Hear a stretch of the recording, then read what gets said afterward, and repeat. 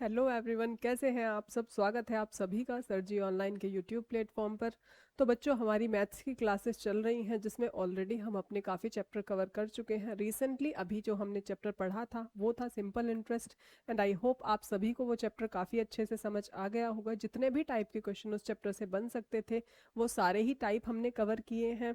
अभी उसके previous year questions हमने नहीं किए हैं। क्यों? क्योंकि compound interest and simple interest दोनों ही चैप्टर्स को जो है हम एक साथ पढ़ने वाले हैं, यानी प्रीवियस ईयर क्वेश्चन हम उन दोनों चैप्टर्स के एक साथ करेंगे। चलिए आप बात कर लेते हैं आज की अपनी क्लास की। तो आज हम एक अपने नए चैप्टर की शुरुआत करने वाले हैं।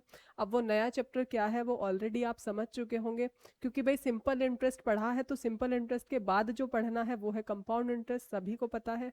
तो यानी आज का हमारा टॉपिक क्या रहने वाला है? Compound interest. तो भाई आज हमारा जो चैप्टर शुरू होगा वो है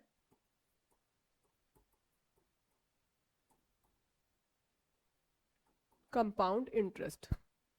अब सबसे पहले भाई बात कर लेते हैं कि कंपाउंड इंटरेस्ट होता क्या है। कंपाउंड इंटरेस्ट जिसे हिंदी में कहा जाता है चक्रवृद्धि ब्याज, ठीक है। अब चक्रवृद्धि ब्याज क्या है? अब सिंपल इंटरेस्ट यानी साधारण ब्याज तो मैंने आपको बताया दिया क्या है। तो अब सबसे पहले भाई बात कर लेते हैं इस वर्ड की कि कंपाउंड इंटरेस्ट है क्या। तो जो कंपाउंड इंटरेस्ट है उसका मतलब होता है ब्याज पर भी ब्याज लगना।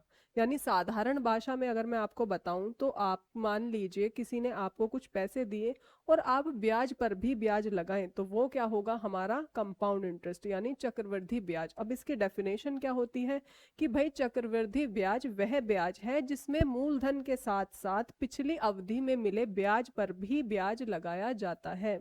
यानी compound interest is a interest which is calculating on principal plus previous earn interest. यानी जो हमने पहले ब्याज कमाया है हम उस ब्याज को भी जब जोड़ देते हैं तो वह क्या बनता है? हमारा चक्रवृद्धि ब्याज। तो इसीलिए हम इसे साधारण शब्दों में या साधारण भाषा में क्या कहते हैं? ब्याज पर भी ब्याज। अब ये ब्याज पर भी ब्याज है क्या? अब इसको हम एक एग्जाम्पल से समझते हैं छोटे से। अब देखिए, जैसे मान लीजिए कि भाई कोई व्यक्ति है, कोई भी, राम श्याम रमेश सुरेश कोई भी व्यक्ति है। अब इसके पास थे 100 रुपए, ठीक है। अब दूसरा कोई व्यक्ति आता है जिसको जरूरत है पैसों की, तो उसने क्या कहा कि भाई आप मुझे ये 100 रुपए दे दीजिए। अब ये जो है दानवीर व्यक्ति हैं तो इन्होंने कहा कि ठीक है चलो दे देते हैं आपको पैसे, बट इन्होंने कहा कि ठीक है बट ये पैसे मैं आपको चक्रवृद्धि ब्याज पर दूंगा। चक्रवृद्धि ब्याज यानी कंपाउंड इंटरेस्ट पर दूंगा। अब वो उन्हें दे रहा है, कितने भी साल के लिए उन्होंने दिए, ठीक है। अब सबसे पहले बात कर लेते हैं पहले साल जो ब्याज दिया गया। अब पहले साल ब्याज क्या था? 10% पर ये ब्याज चल रहा है, यानी 10% पर ये ब्याज देंगे हर साल। अब पहले साल जो ब्याज दिया गया, भाई 100 का 10% क्या होगा? 100 का 10% क्या होगा? 10 रुपए। तो यानी जब ये पहले साल ब्याज देंगे तो कितना देंगे? 10 रुपए ब्याज देंगे, ठीक है। तो पहले साल का ब्याज कितना हुआ? 10 रुपए, ठीक है।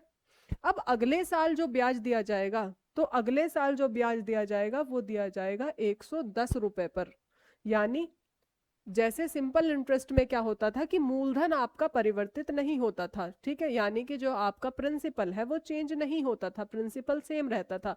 चाहे मैं किसी से पैसे 50 साल के ले लूं, 5 साल के लिए, 10 साल के लिए, कितने भी साल के लिए अगर मैं ले लूं पैसे, तो प्रिंसिपल मेरा चेंज नहीं होता, ठीक है। बट यहाँ क्या होता है कि हर बार आपका प्रिंसिपल चेंज हो जाता है। और वो चेंज होता किस तरीके से है कि जो पहले वाला ब्याज है वो आपका प्रिंसिपल में ऐड हो जाता है। जैसे मान लीजिए जब ये व्यक्ति पहले साल पैसे देने आया होगा या ब्याज देने आया होगा तो इसने ब्याज कितने रुपए दिया? 10 रुपए। क्यों? क्योंकि इसने 100 रुपए उधार लिए थे और 100 रुपए का 10% कितना होता है? 10%। 10% क्या होता है? 10 रुपए। तो इस व्यक्ति ने कितने रुपए ब्याज के दिए? 10 रुपए। अब आ गया अगले साल। अब अगले साल ये जो ब्याज देगा वो किस पे देगा? 110 रुपए पर। क्यों? क्योंकि कंपाउंड इंटरेस्ट का मतलब ही ये होता है कि ब्याज में भी आप अपना जो है ब्याज जोड़ देते हैं, यानी जो मूलधन है उसमें आपका ब्याज जुड़ जाता है। जब अभी मैंने आपको परिभाषा बताई तो वो क्या थी कि चक्रवृद्धि ब्याज वह ब्याज है जिसमें मूलधन के साथ साथ पिछली अवधि में दिए गए ब्याज पर भी ब्याज लगाया जाता है। तो पिछली अवधि में इसने कितने रुपए ब्याज दिया था? 10 रुपए। तो इस 10 रुपए पर भी ब्याज लगाया जाएगा। तो यानी रुपए कितने हो जाएंगे? 110 रुपए। तो जब अब ब्याज देंगे, अब जब मैं अगले साल वो व्यक्ति मुझे ब्याज देने के लिए आएगा या जिसको भी पैसे दिए हैं उसे ब्याज देने के लिए आएगा, तो वो ब्याज कितने रुपए पर देगा? 110 रुपए पे। तो 110 रुपए पर वो कितने रुपए का, कितने प्रतिशत का ब्याज दे रहा है? 10% का। तो भाई 110 रुपए का 10% कितना होता है? 11 रुपए। तो यानी पिछली बार वो 10 रुपए ब्याज देने आया था और इस बार वो कितना ब्याज देने आएगा? 11 रुपए। हो गया 2 साल की बात। अब बात कर लेते हैं अगले साल की। अब ये व्यक्ति फिर से ब्याज देने आया, तो अब जो ये ब्याज देगा वो कितने रुपए पे देगा? पहले वाले का प्रिंसिपल कितना था भाई? शुरुआत में था प्रिंसिपल 100 रुपए। अब वो प्रिंसिपल बढ़ के कितना हो गया? 110 रुपए, क्योंकि उसमें पहला ब्याज ऐड हो गया। अब जो ब्याज दिया था वो था 11 रुपए। तो ये जो ब्याज देकर गया था वो वाले 11 रुपए भी इसमें ऐड हो जाएंगे। तो जब आप 110 में 11 रुपए ऐड करेंगे तो वो कितना बनेगा? 121 रुपए। तो अब जब ये ब्याज देने आएगा चौथे वर्ष, तो ये कितने रुपए पर ब्याज देगा? इन 121 रुपए पर। तो अब जो मैंने आपको डेफिनेशन बताई, तो अब वो आपको बिल्कुल क्लियर हो गई होगी कि हम इसको ब्याज पर भी ब्याज क्यों कहते हैं। क्योंकि जो आप ब्याज देकर जाते हैं अगली बार उस ब्याज पर भी आपको ब्याज देना पड़ता है। तो यही क्या है? चक्रवृद्धि ब्याज। और बड़ा ही खतरनाक ब्याज है। अगर किसी से पैसे ले रहे हैं तो इस पर तो कभी मत लेना, ठीक है? क्योंकि भाई अब आप देख लीजिए कि हर बार जो आपका इंटरेस्ट है वो भी इसमें ऐड हो जाता है, ठीक है? तो सिंपल इंटरेस्ट क्या था? साधारण ब्याज था, जिसमें कि प्रिंसिपल में किसी तरीके का कोई चेंज नहीं होता। बट ये खतरनाक वाला ब्याज है और ये है कंपाउंड इंटरेस्ट। इसमें आपका प्रिंसिपल हर बार चेंज होता है, ठीक है? इसमें रेट ऑफ इंटरेस्ट चेंज नहीं होता। रेट आपका वही हो भी सकता है, चेंज हो जाए, बट रेट ऑफ इंटरेस्ट पर इतना इफेक्ट नहीं पड़ता। जो इसमें मेन इफेक्ट पड़ता है वो प्रिंसिपल पर पड़ता है। और ये प्रिंसिपल आपका हर साल बदलता है। क्यों बदलता है? क्योंकि जो पिछले वाला ब्याज होता है वही आपका जो है इसमें जुड़ जाता है। इसीलिए इसको हम जो है सक्सेसिव इंटरेस्ट या सक्सेसिव रेट ऑफ इंटरेस्ट से भी सॉल्व करते हैं। अब किस तरीके से सॉल्व करते हैं जब क्वेश्चन करेंगे तो वहां मैं आपको समझाऊंगी। तो अभी आपको ये पता चल गया होगा कि भाई बेसिकली कंपाउंड इंटरेस्ट होता क्या है। अब कंपाउंड इंटरेस्ट का हमारे पास एक फॉर्मूला होता है। अब वो फॉर्मूला कैसे बनता है वो भी जरा हम बात कर लेते हैं। भाई एक व्यक्ति के पास पी रुपए थे, ठीक है? अब पी रुपए थे, उसने वो पी रुपए या पी जो है प्रिंसिपल था वो किसी को दे दिया।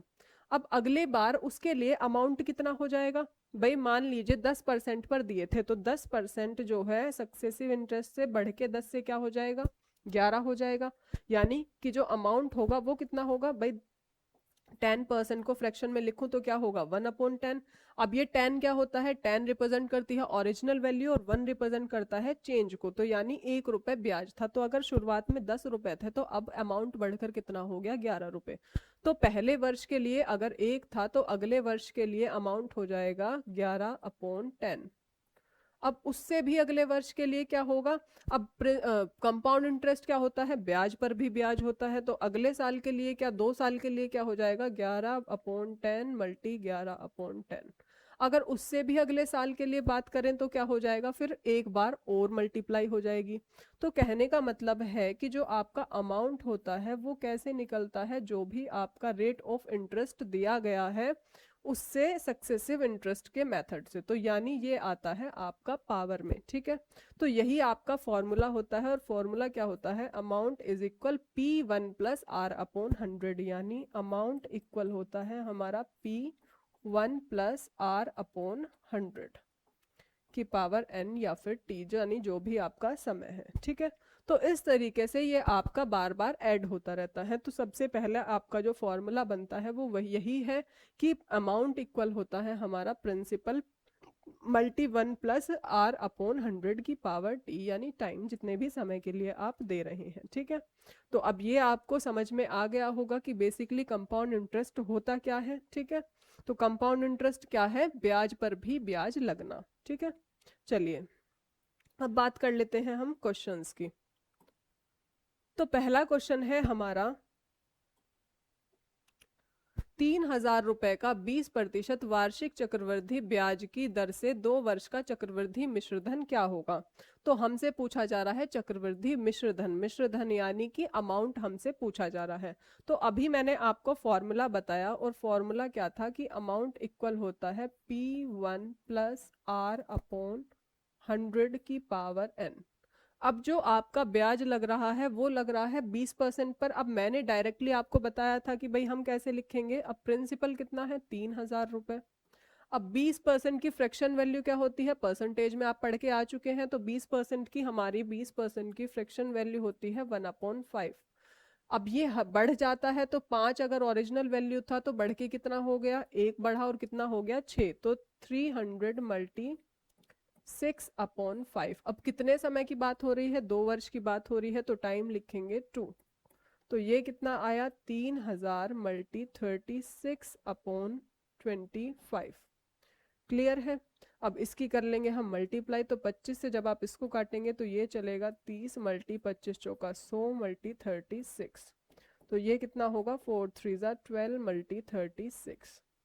अब मल्टीप्लाई का आपको मैंने एक मेथड बताया था। क्या मेथड बताया था कि भाई 12 की अगर आप 36 में मल्टीप्लाई करना चाहते हैं तो 6 2 12 कैरी रहेगा आपका 1। यहाँ करते हैं हम क्रॉस मल्टीप्लाई, 6 1 जा 6 और 3 2 जा 6, 12 और 1 13 का 3 कैरी 1, 3 1 जा 3 और 1 4। ये मेथड मैंने आपको मल्टीप्लाई का कई बार रिवाइज कराया है और ये अब आपको याद भी काफी अच्छे से हो गया होगा। तो हमारा कितना आया, 4320। ठीक है, तो आंसर वैसे तो हमारा आ गया है 4320। अब ये था इस क्वेश्चन को करने का पहला मेथड। ठीक है, इसको लिख लेते हैं टाइप 1। अब बात कर लेते हैं इस क्वेश्चन को करने के दूसरे मेथड की। ठीक है, अब अभी इस क्वेश्चन को हम करेंगे सिर्फ परसेंटेज से सॉल्व, क्योंकि जो हमारा कंपाउंड इंटरेस्ट होता है वो सक्सेसिव रेट ऑफ इंटरेस्ट पर काम करता है। अब सक्सेसिव इंटरेस्ट क्या है कि जिसमें हमारा मूलधन जो है प्रिंसिपल वो हर बार बदलता रहे, बट हमारा जो रेट ऑफ इंटरेस्ट है वो चेंज ना हो। ठीक है, तो सक्सेसिव इंटरेस्ट क्या है कि जब हमारा मूलधन हमेशा बढ़ता रहता है, बढ़ता रहता है, चेंज होता रहता है, बट रेट ऑफ इंटरेस्ट हमारा चेंज नहीं होता, तो वही है आपका सक्सेसिव इंटरेस्ट। अब आप इसको यूज किस तरीके से करते हैं, भाई हमें दिया गया है 20%। 20% की फ्रैक्शन वैल्यू होती है 1/5। यानी अगर मेरे पास शुरुआत में 5 रुपए थे तो वो ब्याज लगने के बाद कितने हो गए, 6 रुपए हो गए पहले साल। सेम इसी तरीके से ये 5 रुपए थे, 2 साल की बात है तो फिर से 6 रुपए हो गए। क्लियर है। इनकी कर लेते हैं मल्टीप्लाई। तो 5 5 जा कितना हुआ 25 और 3 3 जा कितना हुआ 36 हो गया। अब क्वेश्चन में आपको क्या दिया गया है, आपको दिया गया है मूलधन। अब ये जो शुरुआत में था 5, ये क्या था, मूलधन था। और ये जो 6 बढ़ रहा था वो क्या था, आपका अमाउंट था। ठीक है, तो यानी इस 25 की वैल्यू कितनी दी गई है, हमें 3000 दी गई है और हमें निकालनी है 36 की वैल्यू। अब ये आपको पता है कि जिसकी वैल्यू निकालनी होती है उसको रखते हैं हम ऊपर और गिवन वैल्यू को रखते हैं नीचे। तो अब आप एक बात बताइए, जो काम हमने यहाँ पे किया था क्या वही काम हमारा अब यहाँ पर भी नहीं हो रहा, दोनों में सेम बन गया। अब जब आप इसको सॉल्व करेंगे तो वही आपका 4320 आंसर आएगा। समझ में आ गया। अब बात कर लेते हैं तीसरे मेथड की। इसी क्वेश्चन को सॉल्व करने का तीसरा मेथड भी है। अब वो तीसरा मेथड क्या है, भाई हमें दिया गया है 2 साल की हमसे बात कर रहा है। ठीक है, वो हमसे 2 साल की बात कर रहा है और क्या कह रहा है कि भाई 2 साल के लिए 20% पर आपको जो है कोई भी पैसे दिए गए हैं। ठीक है, अब वो दिए गए हैं 3000 रुपए 20% रेट पे। तो सबसे पहले 20% की फ्रैक्शन वैल्यू क्या होती है, 1/5 होती है। तो 3000 रखेंगे हम ऊपर और यहाँ पर रखेंगे हम अपना फ्रैक्शन वैल्यू। क्लियर है। अब इस फ्रैक्शन वैल्यू से करेंगे हम अपने 3000 को डिवाइड। तो जब हम 3000 को डिवाइड करते हैं तो हमें कितना मिलता है, ये हम करेंगे तो 5 6 जा 30 और 0 0, फिर से हम करेंगे तो 5 6 जा 30 और 0 0। क्लियर है। अब ये जो ऊपर हमारी दो वैल्यूज आती हैं ये होता है सिंपल इंटरेस्ट। ठीक है, अब कंपाउंड इंटरेस्ट क्या है, ब्याज पर भी ब्याज। तो ये जो ब्याज है इस पर भी हम ब्याज लगाएंगे। अब वो ब्याज लग किस रेट से रहा है, 1/5 के। तो ये जो 600 रुपए है ब्याज मेरा, मैं इस ब्याज पर भी ब्याज लगाऊंगी। अब पहले साल तो इतना ही है भाई, पहले साल मैंने किसी से पैसे लिए तो मैं पहले साल तो उसको इतना ही दूंगी ना जितने मैंने उससे लिए थे। ठीक है, अब ब्याज कब लगेगा, अगले साल के लिए लगेगा। यानी यहाँ जो ये दूसरा साल है यहाँ पर इस ब्याज पर भी ब्याज लगेगा, तो इस ब्याज पर ब्याज कितना लगेगा, रेट ऑफ इंटरेस्ट तो सेम है वही 20%। तो इस 600 रुपए पर जब 20% लगेगा तो इसकी वैल्यू कितनी आएगी, जब हम इसको डिवाइड करेंगे तो कितना आएगा, 120 आएगा। क्लियर है। तो अब ये जो निकल के आया है हमारा, ये क्या है, हमारा कंपाउंड इंटरेस्ट। तो कंपाउंड इंटरेस्ट आपका कितना हुआ, 600 प्लस 600 प्लस 120, तो यानी कितना आया, 1 2 6 और 6 12, और एक ये कितना हो गया, 1320। ये हो गया कंपाउंड इंटरेस्ट। अब हमारा वो कितना था, प्रिंसिपल, प्रिंसिपल था 3000 रुपए। तो जब हम इनको ऐड करेंगे तो कितना मिलेगा हमें, 4320। अब मैंने आपको इस क्वेश्चन को करने के 3 मेथड बताए हैं। 3 मेथड मैंने आपको इस क्वेश्चन को करने के बता दिए हैं। पहला टाइप 1, दूसरा है टाइप 2 और तीसरा है टाइप 3। ये 3 मेथड। अब बात कर लेते हैं भाई कौन सा मेथड यूज कब करना है। अब एक क्वेश्चन को 3 तरीके से कर तो दिया, पर कौन सा मेथड यूज कब करना है वो भी तो पता होना चाहिए। अब पहला मेथड आप कब यूज करेंगे, कभी भी यूज नहीं करेंगे। क्यों नहीं यूज करेंगे, क्योंकि भाई फॉर्मूला बेस्ड है, ठीक है। मान लो सबसे पहली प्रॉब्लम क्या होती है, कैलकुलेटिव बनाता है क्वेश्चन को, ठीक है, कैलकुलेशन काफी अच्छी खासी हो जाती है इसमें, ठीक है। दूसरा की फॉर्मूला हम 90% कोशिश करते हैं कि हम अपने क्वेश्चंस को फॉर्मूले पर ना करें, ठीक है। तो पहले वाला आपकी मर्जी है, अगर छोटी वैल्यूज दी जाती हैं, लग रहा है कि सिंपल फॉर्मूला लिख के ही सॉल्व हो रहा है, तो आप रख लीजिए, कोई प्रॉब्लम नहीं है। अगर रखना भी चाहते हैं तो यहाँ से क्वेश्चन सॉल्व करेंगे। ये नहीं कि यहाँ पर पहले 1 है प्लस आर की रखी, 5/10 काट रहे हैं उसको, वो बच्चों वाला मत करना। रखना भी चाहते हो, सॉल्व भी करना चाहते हो, तो यहाँ से करना डायरेक्टली रेट ऑफ इंटरेस्ट को अपना जो है इंक्रीज करके, या जो भी चेंज हो रहा है वो करके, ठीक है।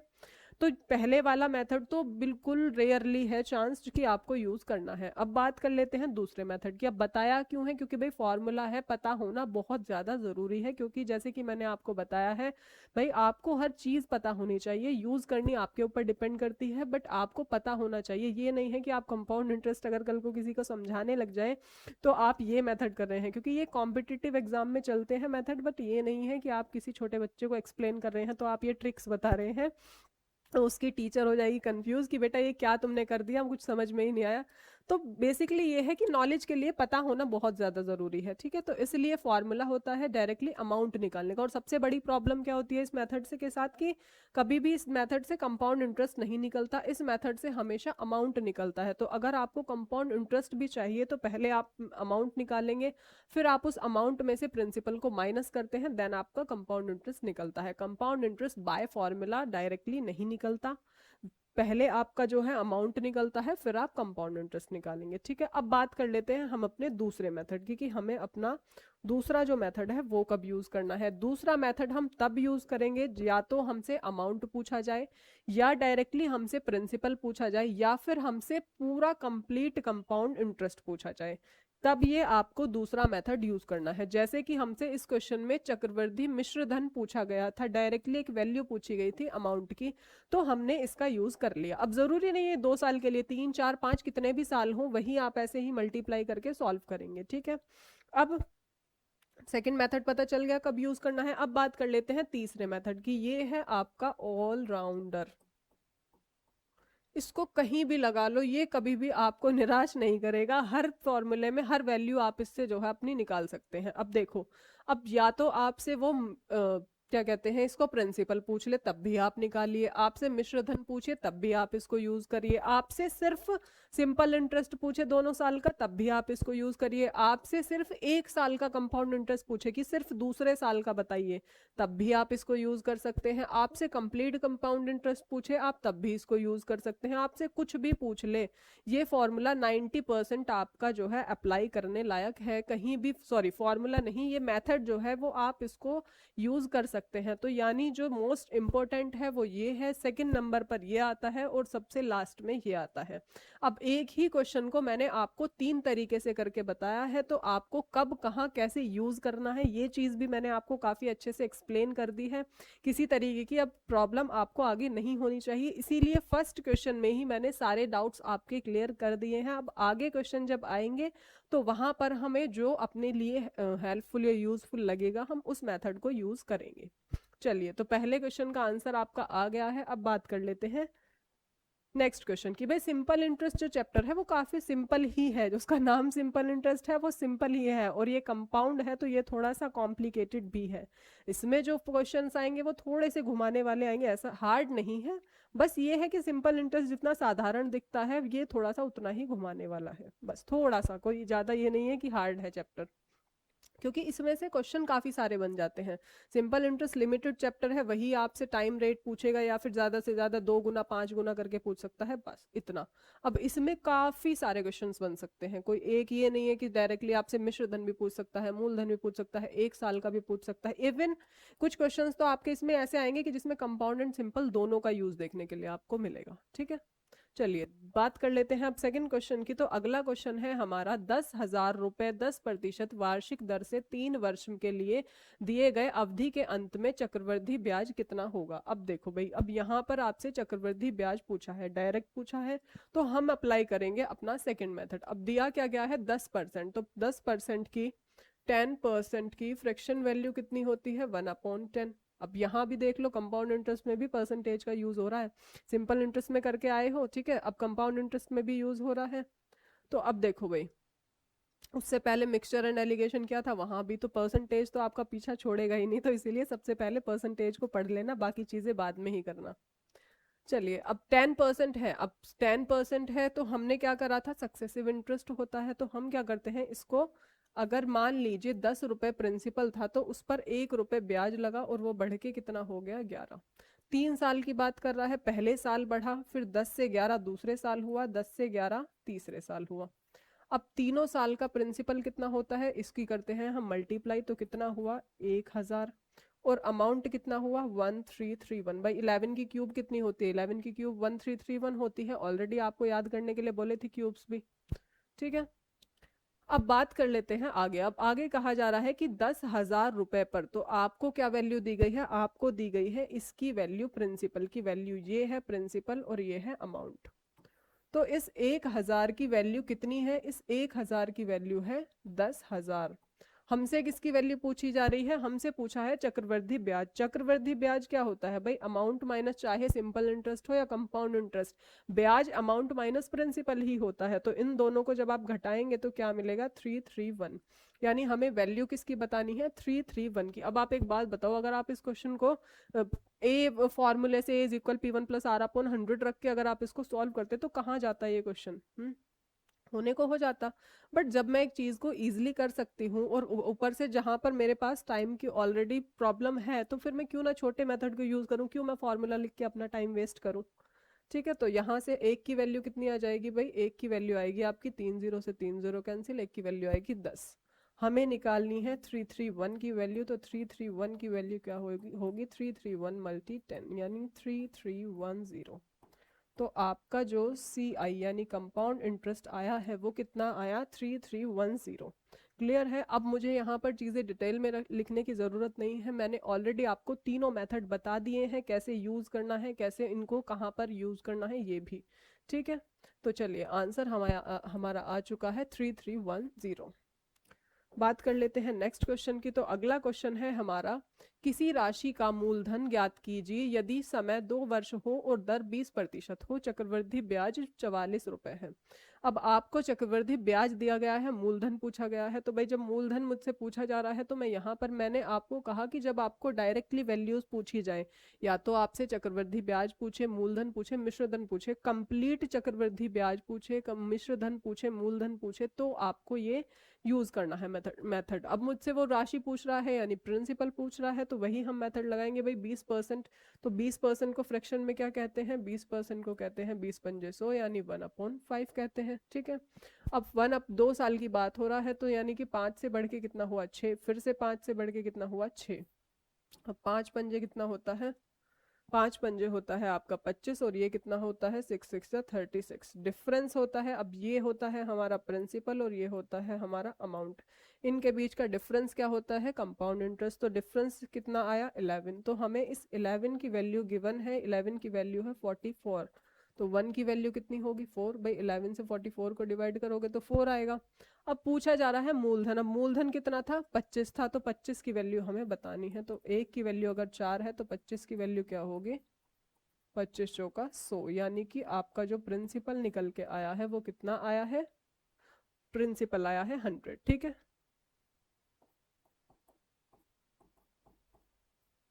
तो प्रिंसिपल हमारा कितना आया, 100। क्लियर है, अब आपको पता चल चुका होगा कि हम कौन सा मेथड कहाँ पर यूज कर रहे हैं। ठीक है, चलिए देख लेते हैं नेक्स्ट क्वेश्चन। तो अगला क्वेश्चन है हमारा, किसी राशि पर 2 वर्ष के लिए 11 सही 1/9% वार्षिक दर से चक्रवृद्धि ब्याज लगाया जाता है। यदि दूसरे वर्ष का चक्रवृद्धि ब्याज 70 रुपए है तो मूलधन और अंतिम राशि बतानी है। अब इस क्वेश्चन को जरा आप ध्यान से पढ़िए। तो इस क्वेश्चन में हमें क्या दिया गया है कि एक तो आपको टाइम दिया गया है, साथ में आपको क्या दिया गया है, परसेंटेज दिया गया है, रेट ऑफ इंटरेस्ट आपको पता है, और साथ में इसने क्या कहा है, यदि दूसरे वर्ष का चक्रवृद्धि ब्याज, दूसरे वर्ष यानी सिर्फ सेकंड ईयर का कंपाउंड इंटरेस्ट है हमारे पास टोटल कंपाउंड इंटरेस्ट नहीं है, सिर्फ सेकंड ईयर की बात हो रही है।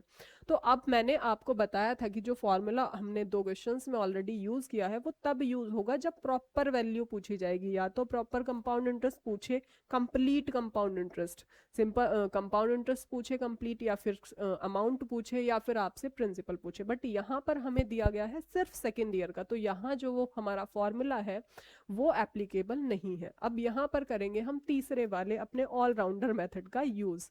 अब वो ऑलराउंडर मेथड क्या था भाई, अब एक बात और देखो भाई, उस वाले क्वेश्चन में आपको क्या दिया गया था, आपको वहां पर जो है हमारी जो प्रिंसिपल थी 3000 वो दी गई थी। बट अगर मैं यहाँ पर देखूं तो यहाँ पर तो मेरे पास प्रिंसिपल भी नहीं है, तो प्रिंसिपल अगर नहीं है तो हम कैसे सॉल्व करेंगे। सबसे पहले तो 11 सही 1/9 की फ्रैक्शन वैल्यू होती है 1/9। ठीक है, अब प्रिंसिपल हम कैसे निकाल रहे थे पिछले वाले मेथड में, भाई प्रिंसिपल मैंने आपको ऐसे निकलवाया था ना कि 9 को 10 हो गया, एक बढ़ा, और ऐसे ही 9 को, तो जब इन दोनों की हम मल्टीप्लाई करते थे तो आता था जो वैल्यू वो हम प्रिंसिपल मानते थे। तो सेम ऐसे ही है यहाँ पर, इसकी फ्रैक्शन वैल्यू हम लिखते हैं 1/9 1/9। तो अब इन 9 की ही हम मल्टीप्लाई करेंगे, तो जो ये 81 आएगा यही हम अपना मानेंगे प्रिंसिपल। अब जब प्रिंसिपल 81 है, 81 रुपीज पर आपका ब्याज लग रहा है 1/9, तो यानी कि हमारा ब्याज कितना होगा, 9 रुपए। भाई जब मैं 1/9 की मल्टीप्लाई करूंगी 81 में तो कितना मिलेगा मुझे 9 रुपए मिलेगा। अब आप इस क्वेश्चन को जरा समझो कि मेरा प्रिंसिपल तो है यानी मूलधन तो है 81 रुपए, जिसपे मुझे 11 सही 1/9% का ब्याज लगाना है।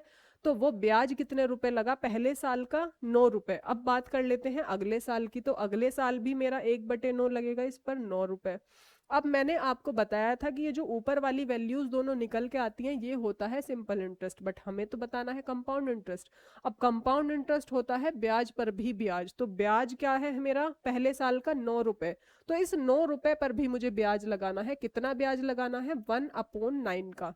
तो जब इस 9 रुपए पर भी मैं 1/9 का ब्याज लगाऊंगी तो कितना आएगा, 1 रुपए। बात आ गई समझ में, 1 रुपया ब्याज। तो अब कहने का मतलब है कि पहले साल के लिए तो ब्याज था 9 रुपए, और अगले साल ब्याज कितना हुआ, 10 रुपए हो गए। अब मुझे क्वेश्चन में यही तो दिया गया है, मुझे क्वेश्चन में दिया गया है दूसरे साल का ब्याज, तो यानी मुझे दी गई है इस 10 की वैल्यू कितनी, 70। जब 10 की वैल्यू 70 है तो 1 की वैल्यू कितनी होगी, 7। अब मुझसे सबसे पहले तो पूछा जा रहा है मूलधन, तो मूलधन यानी प्रिंसिपल कितना होगा, भाई प्रिंसिपल मैंने 81 माना था शुरू में। तो जब 81 प्रिंसिपल है तो मैं एक की वैल्यू मुझे ऑलरेडी पता है 7, तो 81 की वैल्यू कितनी होगी, 7 1 7 और 7 8 56।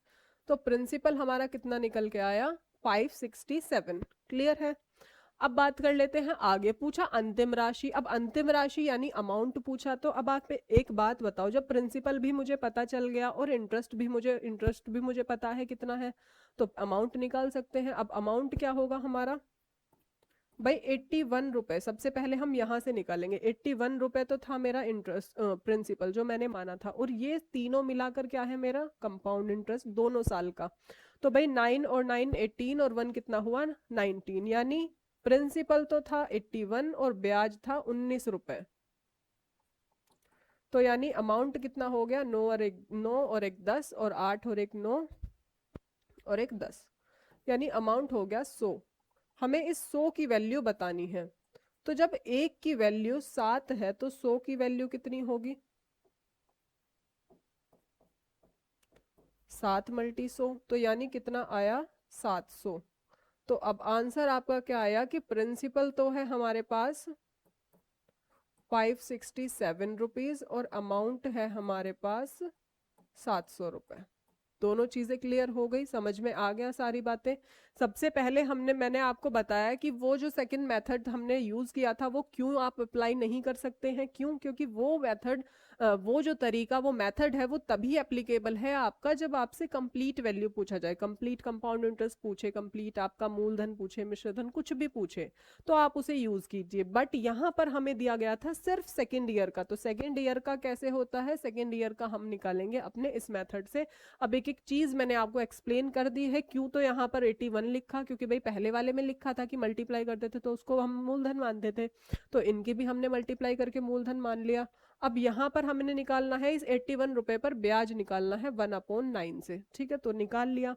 अब क्योंकि कंपाउंड इंटरेस्ट होता है ब्याज पर भी ब्याज, तो इस 9 रुपए पर भी हमारा ब्याज लगेगा 1/9 की रेट से, ठीक है। तो वो जब निकाला तो कितना आया, 1 रुपए। अब 2 साल के दूसरे साल का दिया हुआ था तो दूसरे साल का कितना आया, 10 रुपए आ गया, ठीक है। तो जब दूसरे साल का 10 रुपए आया तो हम कंप्लीट अपना प्रिंसिपल भी निकाल सकते हैं और अमाउंट भी निकाल सकते हैं, ठीक है। तो अब ये आंसर आपका आ गया है हमारा 567 एंड 700। तो काफी अच्छे से एक्सप्लेन कर दिया है एक एक चीज की, कौन से वर्ड को, किस वर्ड को हम क्यों, सॉरी, किस हमने नंबर को, किस डिजिट को क्यों लिखा है, एक एक चीज मैंने आपको बता दी है, ठीक है। चलिए बात कर लेते हैं नेक्स्ट क्वेश्चन की। तो अगला क्वेश्चन है हमारा, एक राशि पर 3 वर्ष के लिए 10% वार्षिक दर से चक्रवृद्धि ब्याज 6,620 रुपए है, तो मूलधन हमें ज्ञात करना है। अब मूलधन हमें ज्ञात करना है भाई, 3 वर्ष में 10% वार्षिक दर से चक्रवृद्धि ब्याज आपको दिया गया है। अब आपसे मूलधन यहाँ पर हमसे डायरेक्टली पूछ रहा है, तो हमें सेकंड मेथड यूज करने की, थर्ड मेथड यूज करने की जरूरत नहीं है, सेकंड से ही हम कर सकते हैं। भाई 10% है तो 10% की फ्रैक्शन वैल्यू क्या होती है, 1/10, यानी ये 10 से बढ़कर कितना हो रहा है, 11, फिर 10 से बढ़कर कितना हो रहा है, 11, 3 साल की बात कर रहा है तो 10 से बढ़कर कितना हुआ, 11। अब मल्टीप्लाई करेंगे तो कितना आएगा, 1000, और इनकी करेंगे तो 1331। अब आपको गिवन है चक्रवृद्धि ब्याज। अब चक्रवृद्धि ब्याज क्या होता है, इन दोनों का डिफरेंस, तो इन दोनों का डिफरेंस है 331।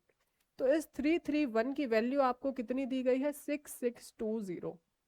अब भाई 6620 दी गई है तो ये तो आराम से इससे डिविजिबल है, 2 टाइम्स में ही भाई, 2 1 2, 2 3 6, 2 3 6, ठीक है। अब 1 की वैल्यू कितनी आई, 20। अब क्वेश्चन में हमसे पूछा गया है मूलधन, मूलधन क्या था हमारा, मूलधन था हमारा 1331। इसकी वैल्यू हमें बतानी है, तो जब 1 की वैल्यू 20 है तो 1331 की वैल्यू कितनी होगी, 1331 मल्टी 20, तो जब इसकी मल्टीप करेंगे तो ये आएगा हमारा 266, ठीक है।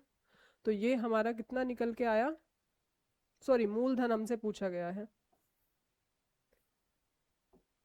मूलधन था हमारा 1000, तो 1000 की वैल्यू हमें बतानी है। तो जब हमारी एक की वैल्यू 20 है तो मूलधन की वैल्यू हमारी कितनी हो जाएगी, 20000, यानी 20,000। तो आंसर आपका कितना आ गया, 20,000। क्लियर है। तो हमसे मूलधन पूछा जा रहा था तो हमने मूलधन बता दिया, चक्रवृद्धि ब्याज हमें गिवन था तो उसका यूज करके सेकंड वाले मेथड को अप्लाई करके हमने अपना क्वेश्चन जो है सॉल्व किया। अब देखो जितने भी क्वेश्चन हम इसमें कर रहे हैं या आगे जितने भी हम करेंगे, हम इसमें फॉर्मूले का यूज नहीं करते, 90% नहीं करते, ठीक है। तो आपको बेसिकली परसेंटेज का यूज करके ही इस चैप्टर को कंप्लीटली सॉल्व करना होता है। जो आपको रेट ऑफ इंटरेस्ट दिया गया है उसको आपको फ्रैक्शन में कन्वर्ट करके ज्यादातर क्वेश्चंस हम इसी मेथड से अपने सॉल्व करेंगे। क्यों, क्योंकि अगर आप फॉर्मूले को यूज करने लगेंगे तो क्वेश्चन जो है वो काफी कॉम्प्लिकेटेड हो जाएगा। चलिए अब अगला क्वेश्चन है, एक धनराशि पर 10% वार्षिक दर से 2 वर्ष का साधारण ब्याज 100 रुपए है, यदि उसी दर पर उसी राशि का चक्रवृद्धि ब्याज क्या होगा। भाई 2 वर्ष का साधारण ब्याज कितना है, 100 रुपए है। अब हमसे पूछा जा रहा है कि उसी का जो है चक्रवृद्धि ब्याज कितना होगा। तो अब आप एक बात बताओ मुझे, भाई मैं इस परसेंटेज का ही यूज कर रही हूँ, ठीक है। अब यहाँ पर हमसे चक्रवृद्धि ब्याज पूछा जा रहा है और साधारण ब्याज दिया गया है, ठीक है। तो यहाँ पर हमारा वो मेथड काम नहीं करेगा, क्यों, क्योंकि उसमें हम सिंपल इंटरेस्ट की, सेकंड वाला जो मेथड था उसमें हम सिंपल इंटरेस्ट की कहीं बात ही नहीं करते, बट यहाँ तो बात हो रही है। तो यहाँ पर हमारा ऑलराउंडर वाला जो मेथड है वही यूज होगा। तो सबसे पहले हम क्या करते हैं, अपने परसेंटेज को फ्रैक्शन में कन्वर्ट करते हैं। तो जब इसको लिखेंगे तो इसका एक तरीके से आपका प्रिंसिपल कितना आ गया 100। अब इस 100 पर लगता है आपका ब्याज, तो जब 100 को आप 1/10 से डिवाइड करेंगे तो कितना आएगा 10, यहाँ पर भी कितना आएगा 10। अब क्योंकि कंपाउंड इंटरेस्ट का मतलब होता है ब्याज पर भी ब्याज, तो ब्याज पर भी ब्याज मतलब इस 10 रुपए पर भी 1/10 का ब्याज लगेगा। तो जब 10 रुपए पर ब्याज लगेगा तो कितना होगा 1। भाई 10 रुपए पर जब हमने 1/10 का ब्याज लगाया तो कितना आया 1 रुपये आ गया। अब हमें दिया हुआ है साधारण ब्याज। मैंने आपको बताया था कि ये जो ऊपर वाला होता है ये होता है हमारा सिंपल इंटरेस्ट, क्योंकि जो आप ब्याज पर ब्याज लगा रहे हो वो कहाँ लगाया, यही तो आया ब्याज पर ब्याज, ये ब्याज पर ब्याज थोड़ी ना था, ये तो सिंपल ब्याज था भाई। एक तरीके से ये आपका प्रिंसिपल था, ये आपको परसेंटेज दिया गया था, आपने सिंपल ब्याज निकाला। आपने कंपाउंड इंटरेस्ट कहाँ से निकालना शुरू किया, यहाँ से। यहाँ पर जब आपने यूज किया तब आपका ये जो एक आया है ये वाला था आपका एक्स्ट्रा वाला, जो कि हमारा कंपाउंड इंटरेस्ट में ऐड होता है, ठीक है। तो अब हमें साधारण ब्याज दिया गया है, यानी हमें इन दोनों का सम दिया गया है। 2 साल का दिया गया है भाई, पहले का 10 रुपए था पहले साल का, दूसरे का 10 था, तो यानी टोटल कितना हुआ 20। इस 20 की वैल्यू आपको दी गई है 100। जब 20 की वैल्यू 100 है तो एक की वैल्यू कितनी होगी 20×5 5। अब एक की वैल्यू 5 है, हमें बताना है कंपाउंड इंटरेस्ट। कंपाउंड इंटरेस्ट होता है टोटल साधारण ब्याज प्लस ये एक्स्ट्रा वाला मनी। तो 20 और एक कितना हुआ 21 की हमें वैल्यू बतानी है। जब एक की वैल्यू 5 है तो 21 की वैल्यू कितनी होगी 5 एकम 5 और 5 दूनी 10, यानी 105, 105 रुपए। तो आंसर हमारा कितना आया, आंसर आया 105 रुपीज। क्लियर है। चलिए आज हम अपने क्वेश्चंस को यहीं तक रखते हैं, ठीक है। कल हम आगे अपनी क्लास को बढ़ाएंगे, जितने भी टाइप के क्वेश्चन इस चैप्टर से बन सकते हैं वो सारे ही टाइप हम कवर करेंगे अपने आगे वाली क्लासेस में। और ये चैप्टर आपका ऐसा है शुरुआत से ही इम्पोर्टेंट है, फर्स्ट क्वेश्चन ही काफ़ी इंपॉर्टेंट है। ये मान लीजिए आगे के जो क्वेश्चन है उनको करने के लिए आपको वो फर्स्ट क्वेश्चन ज़रूर देखना है। क्यों? क्योंकि मैंने आपको उसमें तीनों मेथड बताए हैं ताकि आगे आपको प्रॉब्लम ना हो। चलिए तो मिलते हैं अब अगली क्लास में, तब तक के लिए bye bye and have a nice day.